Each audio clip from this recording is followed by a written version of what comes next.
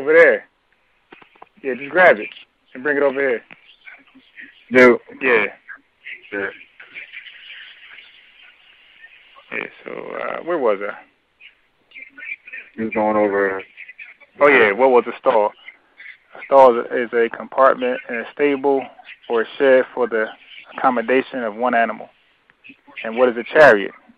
It's a light two-wheeled vehicle for one person, usually drawn by two horses. Okay, so now we're going to read 1 Kings 4:26. What's that? Solomon had 40,000 stalls of horses for his chariots. So, if a stall is used for one animal, then it is natural to assume that if there were 40,000 stalls, then there were 40,000 horses in them.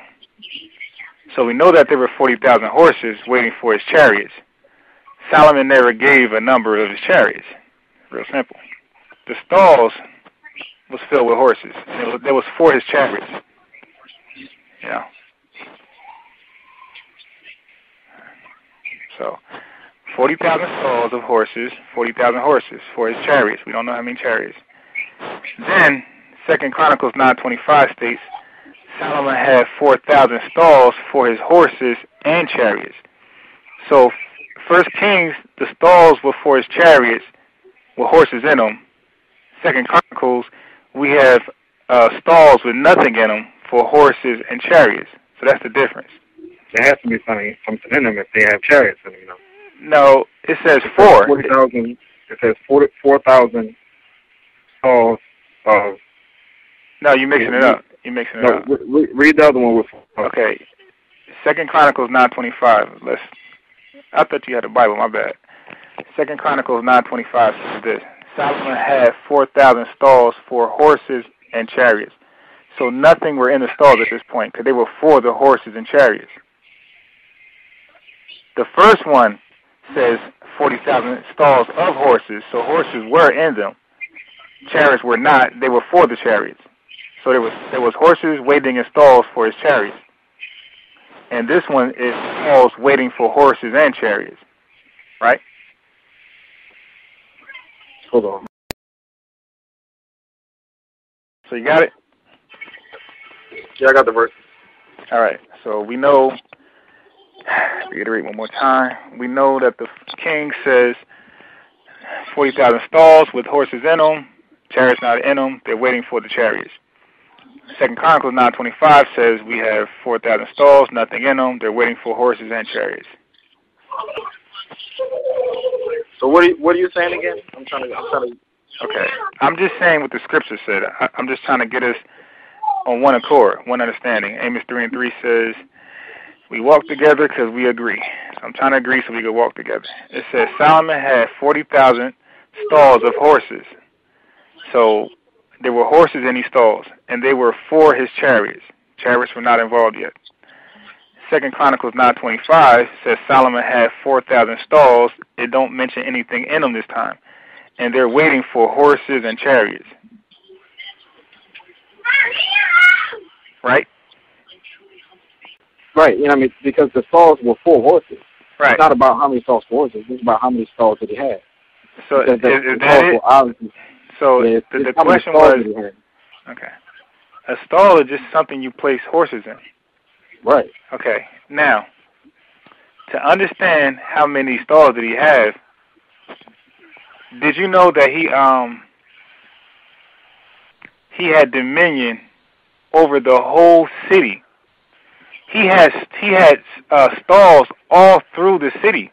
Let me read Second Chronicles 8:6. It says, and Beloth, and all the store cities that Solomon had. He had mad cities. And all the chariot cities. Matter of fact, let me finish reading 2 Chronicles 9:25 first. It says,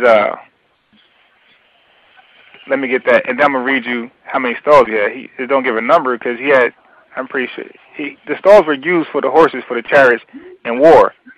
Well, I know. So he had stalls all through his city. So hold on one second. I understand that, but the thing is, it says in one part that he says he has 40,000 stalls for horses, and then the other part says he has 4,000. Okay, so let me get that for you. And Solomon had 4,000 stalls for horses and chariots, and 12,000 horsemen. Now, we have to read it fully.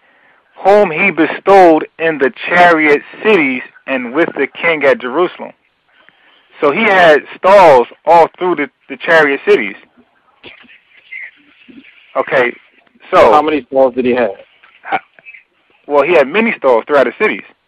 How many stalls does it say that he had in those two verses? Okay, now we're sticking with these two verses. That's fine. This is what I wanted to do. So now, in 1 Kings 4:26 states, Solomon had 40,000 stalls. Oh, I'm playing the game. What you doing? Right? Oh, say that again? In 1 Kings 4:26 states, and I'm going to stop where it says stalls. I'm not going to read any further. Solomon, because since stalls is, the number. Solomon had 40,000 stalls. Okay? Second Chronicles 9:25 states Solomon had 4,000 stalls. So is that the problem? You can read the whole thing. Nah, I just want to start right there because I want to focus on stalls. Is that the problem that one book said 40,000 and the other book said 4,000? Yeah, that is the problem. So are you saying like he had two separate locations where stalls were? Well, I just read in the scriptures that he had dominion over plenty cities. So he was, a king. He went to war quite often. He had stalls all through the city. I can read. I can read through Chronicles, and I can read Samuel. I can read different places where he had these chariots and horses placed strategically in different cities, to defend the city. So he always has stalls in different places, ready for war. He won't have in one city if he, like what would that do for the other cities if they was to try to invade them? So he has stalls in all the cities, as it says in the book. That's why I wanted to make sure that y'all read the book. He didn't just have stalls in one location. It's all through the cities that he dominated. So, but dealing with these two verses. Now, we know that traditionally stalls are for one animal, right? And now Solomon is saying in 2 Chronicles 9:25 that we now have stalls for horses and chariots. Then we know that all stalls aren't just fit for one animal. The second definition for stalls are a stable or shed for horses or cattle. So now we know stalls is like a shed. You can make them as big as you want. So he made stalls fit for horses, one animal, and then he made some stalls fit for horses and chariots this time. So. Hold on. Say it again. Okay. Stalls are can be for one animal or more than one. You could build them. A stall's like a shed. You could build them as big as you want, or a barn. You could make them small. You can make them big. We know in 1 Kings it says that the stalls were filled with horses waiting for chariots. So we know that those stalls had only one animal in them. This one, 2 Chronicles 9:25, clearly states that these stalls are waiting for horses and chariots. They're for horses and chariots, so we need horses and chariots to fit in these. So now we know that these stalls are bigger than the ones in 1 Kings.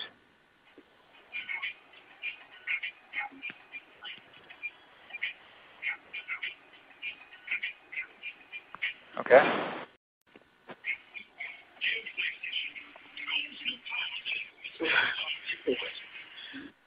I'm not using Yakub's technology. I know, The only difference is, in the of and for, is that 1 Kings is telling you that the stalls are filled with horses, and 2 Chronicles 9 is telling you that the stalls are not filled yet, but they're waiting to be filled by horses and chariots. And that's why I was saying, there's no contradiction. You got to read it.